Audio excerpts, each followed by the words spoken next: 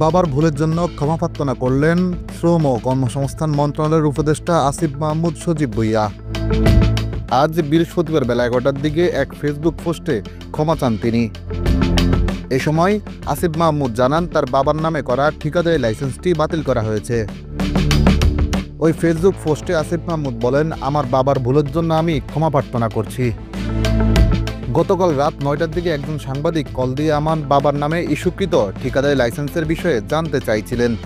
বাবার সাথে কথা বলে নিশ্চিত হলাম তিনি জেলা পর্যায়ে নির্বাহী ইঞ্জিনিয়ারিং কার্যালয় থেকে ইস্যুকৃত একটি লাইসেন্স করেছেন।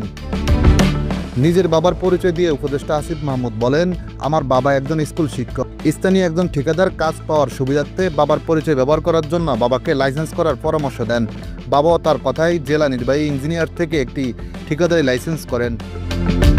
তিনি আরও বলেন, রাষ্ট্র যে কোনো ব্যক্তি ব্যবসা করার উদ্দেশ্যে যে কোনো লাইসেন্স করতেই পারে, তবে আমি সংশ্লিষ্ট মন্ত্রণালয়ের দায়িত্বরত অবস্থায় থাকায় বাবার ঠিকাদারি ব্যবসায় জড়ানো ঠিক হবে না। এই বিষয়টি বোঝানোর পর আজ বাবার আবেদনের প্রেক্ষিতে লাইসেন্সটি বাতিল করা হয়েছে।